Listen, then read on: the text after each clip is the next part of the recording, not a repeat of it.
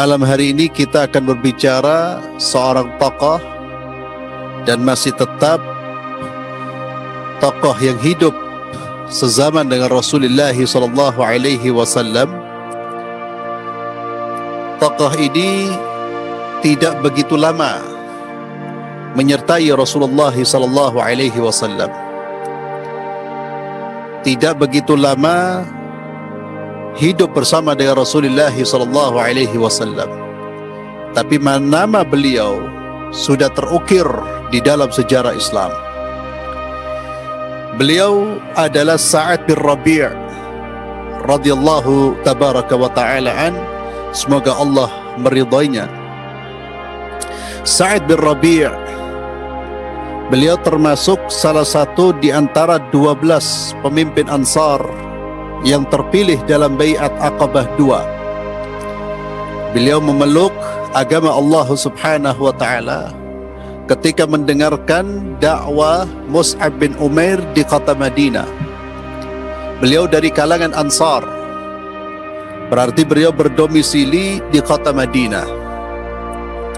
Dan beliau selain ikut dalam Bai'at Aqabah yang kedua, beliau juga mengikuti perang Badar dan mengikuti perang Uhud.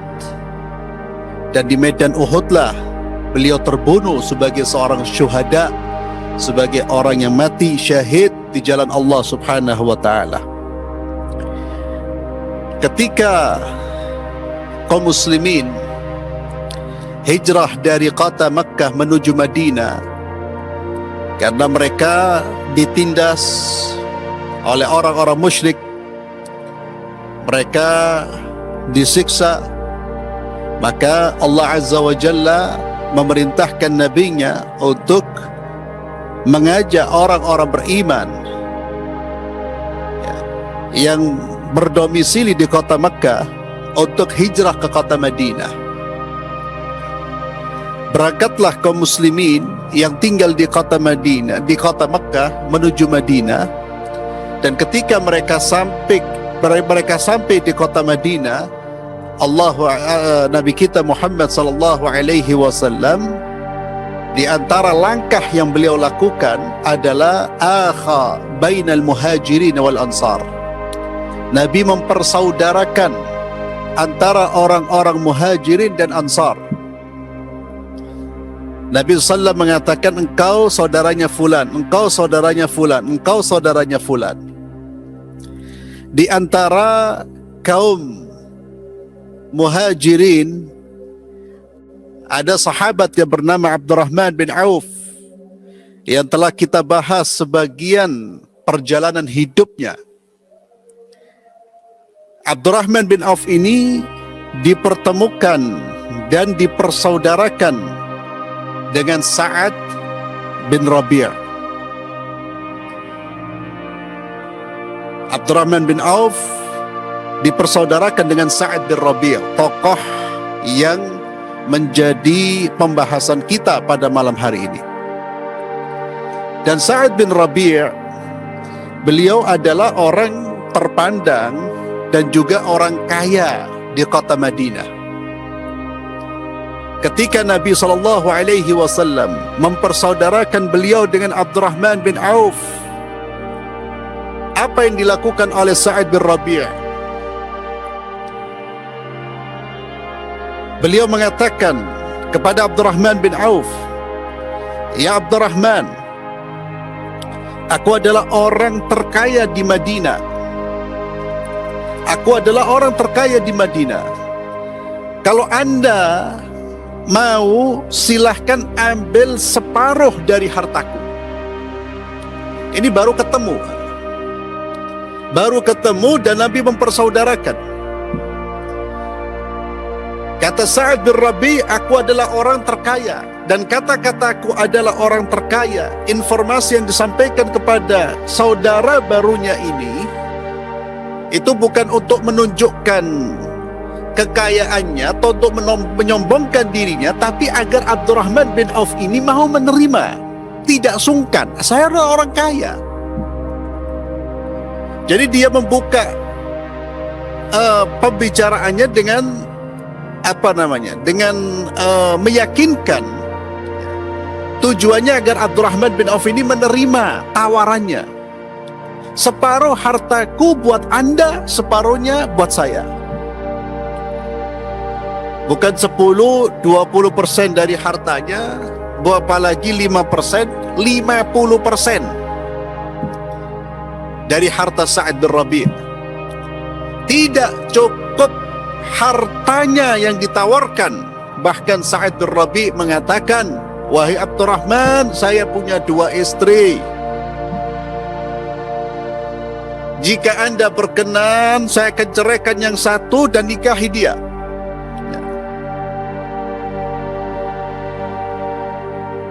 Tapi apa respon Abdurrahman bin Auf radhiyallahu anhum ajma'in?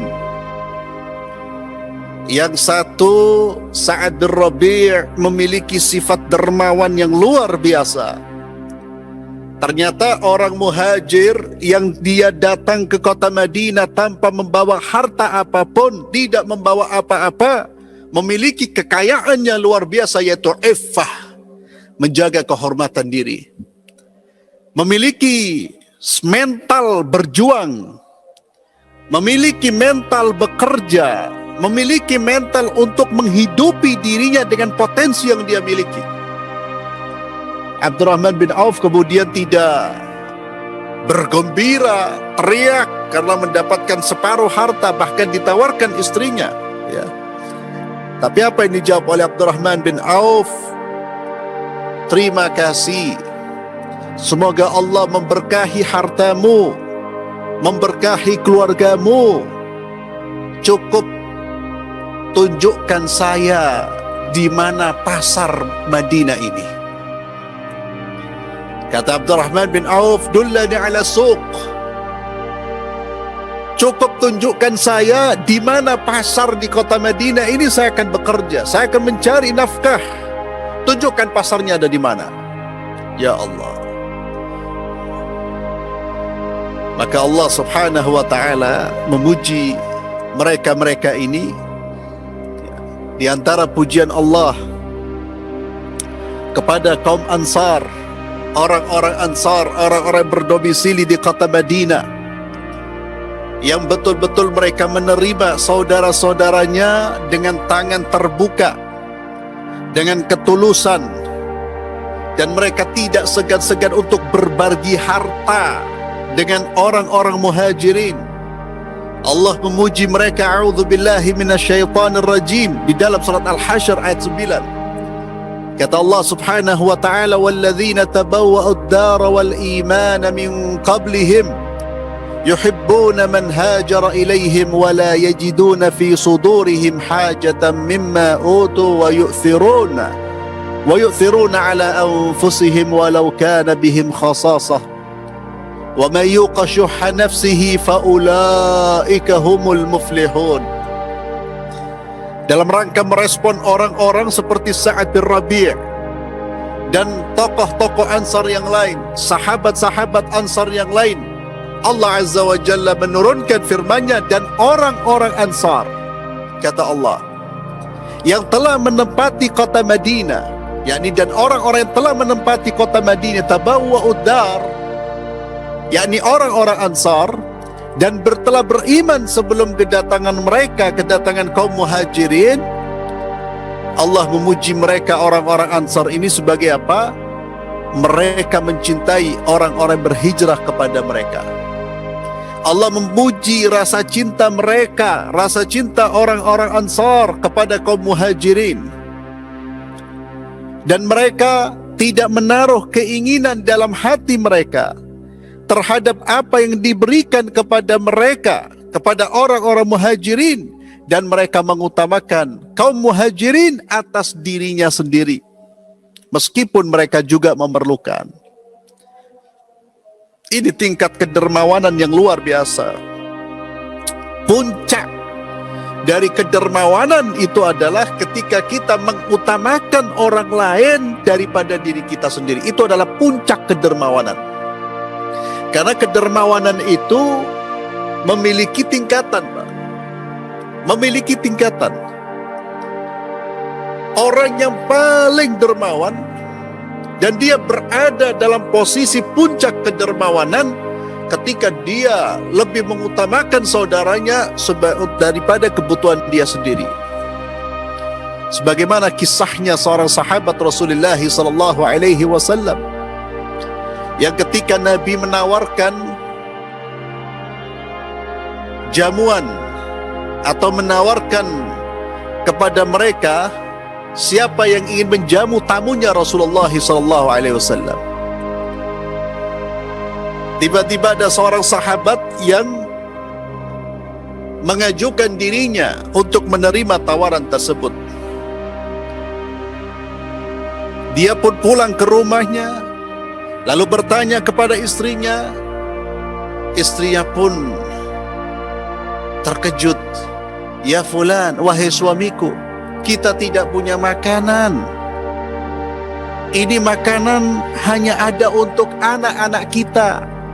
Kita saja gak ada, hanya untuk anak-anak. Bagaimana engkau mengundang seseorang datang ke rumah kita?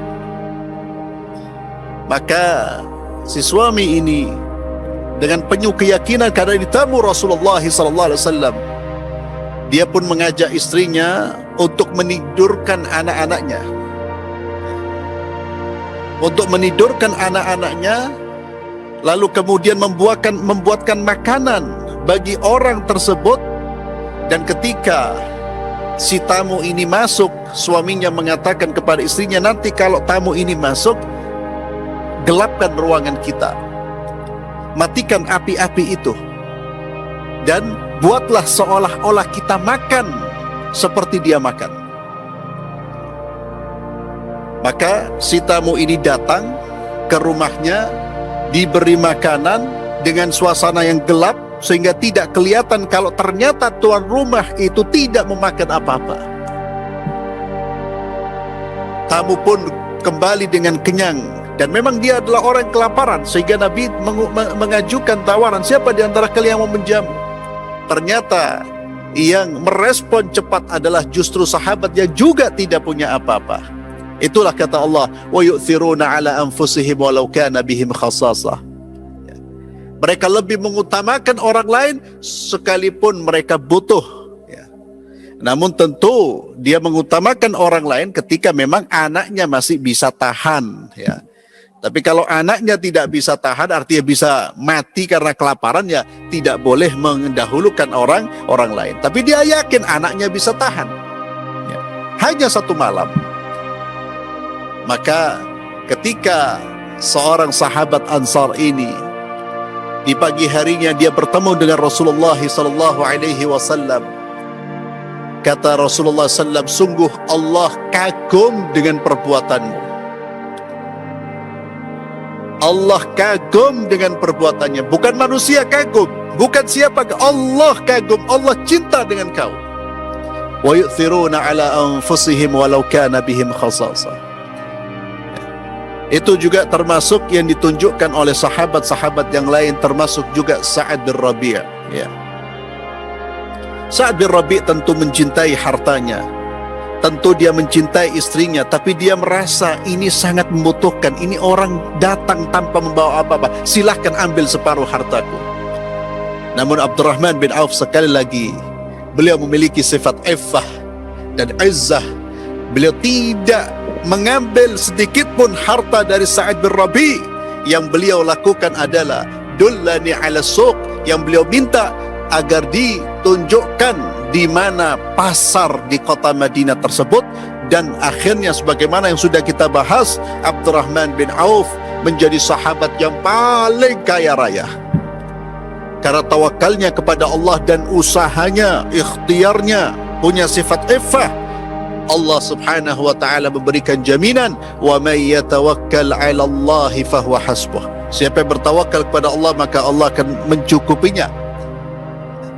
Law annakum tatawakkaluna 'ala Allah haqqa tawakkuli la razaqakum kama yarzuqu at-tayr taghdu khimasan wa taruhu bitana, atau kama qala sallallahu. Kalau seandainya kalian betul-betul bertawakal kepada Allah dalam mencari rezeki, maka Allah akan memberikan rezeki kepada kalian sebagaimana seekor burung yang seekor burung yang lapar. Kemudian dia keluar dari sangkarnya di pagi hari, dia kembali di sore hari dalam keadaan kenyang.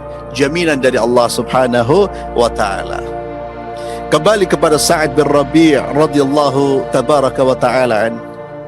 Beliau tawarkan, namun Abdurrahman bin Auf dengan sifat iffahnya, beliau menolak tawaran tersebut, dan Abdurrahman bin Auf mendoakan Sa'ad bin Rabi' radhiyallahu tabaraka wa ta'ala anhum ajma'in.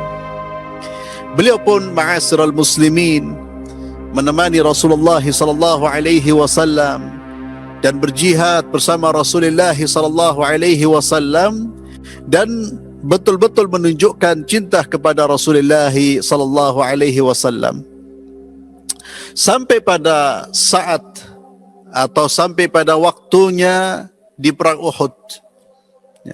Kita tahu bagaimana peristiwa perang Uhud, perang yang terjadi setelah peristiwa perang Badar, di mana kaum muslimin sempat menguasai keadaan, sempat membuat orang-orang musyrik berantakan dan kocar-kacir. Namun karena kesalahan-kesalahan yang dilakukan oleh pemanah dari kaum muslimin, akhirnya keadaan berbalik. Keadaan berbalik, umat Islam tertekan, umat Islam terpojok, dan orang musyrik yang kemudian menguasai keadaan. Disebabkan pemanah-pemanah yang pada saat itu tidak patuh terhadap perintah Rasulullah sallallahu alaihi wasallam, di mana seharusnya mereka tetap bertahan di posisinya, tetap bertahan di tempatnya, apapun kejadiannya, apapun kondisi yang ada. Namun mereka ketika melihat kemenangan, mereka pun tidak menjalankan perintah Nabi ini, mereka pun turun, dan akhirnya berbalik keadaan menjadi keadaan yang mengerikan bagi kaum muslimin. Pada saat perang Uhud, ma'asyiral muslimin, ada sebagian sahabat yang kemudian berlari, tapi ada sahabat-sahabat yang lain yang berada di sekitar Rasulullah SAW, yang selalu melindungi Rasulullah SAW. Ada sahabat yang lain yang terus bertempur, terus berperang, sekalipun dimunculkan isu pada saat itu untuk melemahkan semangat kaum muslimin bahwa Muhammad SAW telah wafat. Itu yang membuat sebagian sahabat itu melemah dan lemah secara psikologis mendengar Nabi SAW meninggal. Maka mereka pun ada sebagian yang sudah buat apa kita jihad kalau Nabi sudah meninggal. Tapi sebagian sahabat terus berjuang di jalan Allah Subhanahu wa taala. Di antara yang terus berjuang di jalan Allah dan tidak mundur sekalipun keadaan terbalik adalah Sa'ad bin Rabi' radhiyallahu tabaraka wa ta'ala. Pada perang Uhud, ma'asyiral muslimin, Rasulullah sallallahu alaihi wasallam selesai perang, Nabi sallallahu alaihi wasallam mengatakan kepada para sahabat-sahabatnya, siapakah di antara kalian yang bersedia mencari berita untukku tentang keadaan Sa'ad bin Rabi'? Subhanallah. Nabi ketika selesai perang selalu mendata sahabat-sahabatnya, mana fulan, di mana fulan. Di antara yang ditanya oleh Rasulullah sallallahu alaihi wasallam, Nabi bertanya tentang kondisi Sa'ad bin Rabi'. Di dalam riwayat yang lain disebutkan bahwa Nabi mengutus Zaid bin Thabit radhiyallahu anhu. Kata Zaid bin Thabit, pada perang Uhud Rasulullah sallallahu alaihi wasallam mengutusku untuk mencari Sa'ad bin Rabi'. Dan Nabi sallallahu alaihi wasallam berkata, jika engkau bertemu dengan Sa'ad bin Rabi', sampaikan salamku kepadanya dan katakan kepadanya, Rasulullah sallallahu alaihi wasallam bertanya bagaimana keadaanmu. Maka Zaid pun berkata, aku mulai berkeliling di antara para korban yang terbunuh. Dan ternyata aku menemukan Sa'ad bin Rabi' yang pada saat itu nafasnya tersengal-sengal, ya, sudah menunjukkan tanda-tanda kematian, tanda-tanda sakratul maut. Nafasnya sudah tidak normal lagi. Dan saya melihat, kata Zaid bin Thabit, di tubuhnya terdapat 70 luka-luka. Luka tusukan tombak, luka tebasan pedang, dan ada pula tusukan anak panah. Aku bertanya kepada Sa'ad bin Rabi' yang pada saat itu sedang menghadapi kematiannya, wahai Sa'ad, sesungguhnya Rasulullah SAW menyampaikan salam kepadamu. Beliau berkata kepadamu, katakan kepadaku bagaimana kabarmu. Maka Sa'ad menjawab, salam juga kepada Rasulullah SAW. Katakan kepada beliau, ya Rasulullah, sesungguhnya aku mencium aroma syurga. Katakan kepada beliau, wahai Zaid, ya Rasulullah, sesungguhnya aku mencium baunya surga. Dan katakan juga kepada kaum Ansar, dia berpesan kepada kaumnya, katakan juga kepada kaum Ansar, kalian tidak memiliki alasan jika mereka sampai menyentuh Rasulullah SAW. Kalian tidak akan memiliki alasan di hadapan Allah jika orang-orang kafir menyentuh Rasulullah SAW selagi mata kalian masih bisa berkedip. Lalu pada saat itu Sa'ad pun menghembuskan nafas terakhirnya. Di dalam sebuah riwayat disebutkan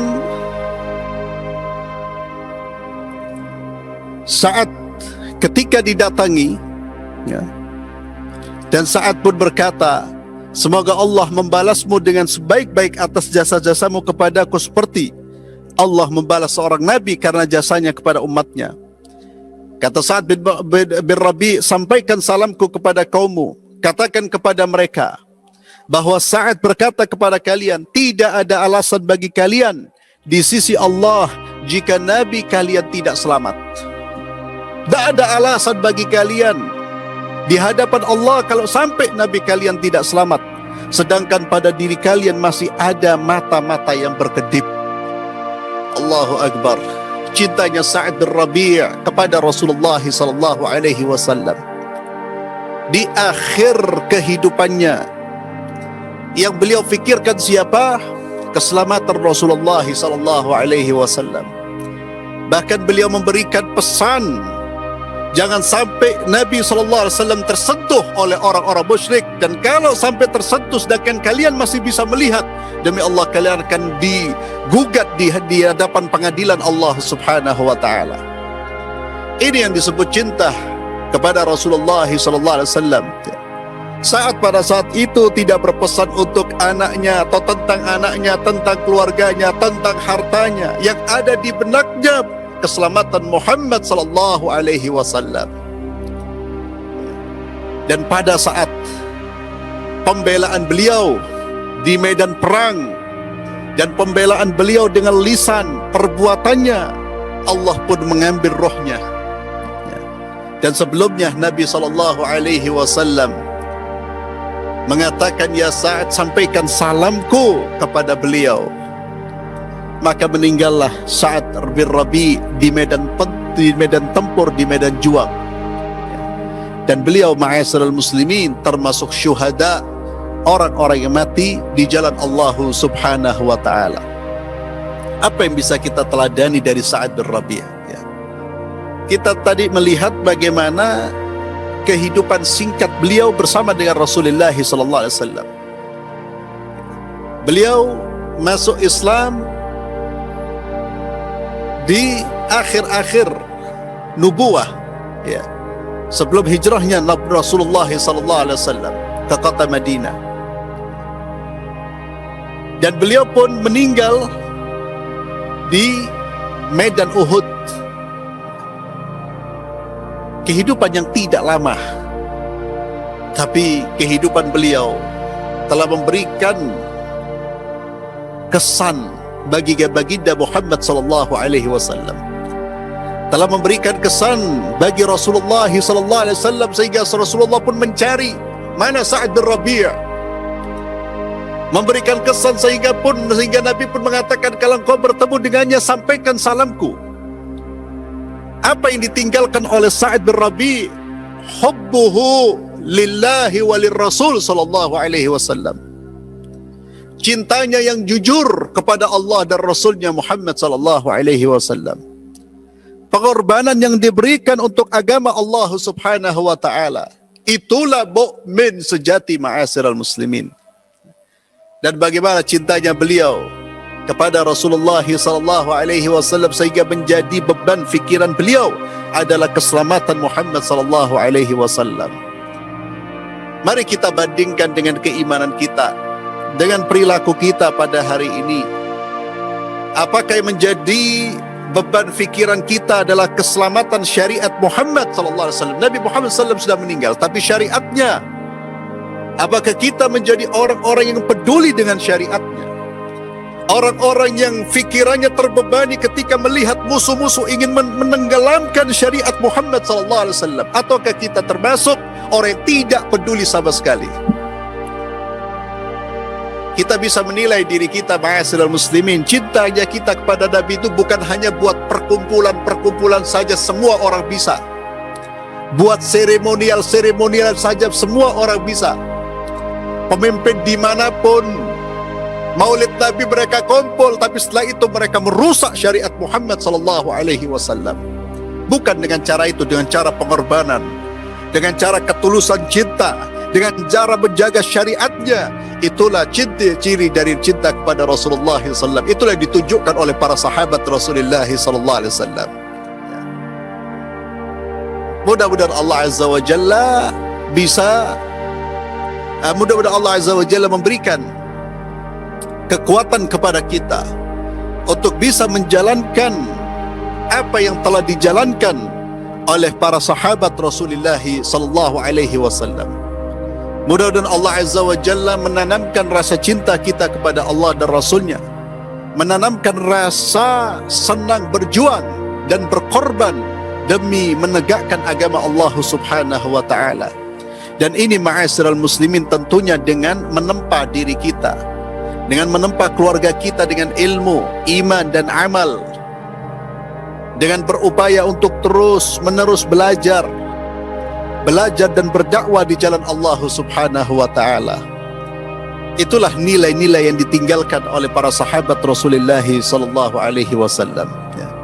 Dan juga semuanya, ma'asyiral muslimin, kalau kita membaca tentang sahabat-sahabat Nabi, apa yang mereka tunjukkan? Selalu saya ulang, kedermawanan yang menunjukkan rasa cintanya mereka kepada saudara-saudara mereka. Yang kedua adalah ibadah, ketaatan kepada Allah. Yang ketiga adalah pengorbanan. Siap berkorban, bahkan nyawa pun siap berkorban demi mencapai ridha Allah subhanahu wa ta'ala.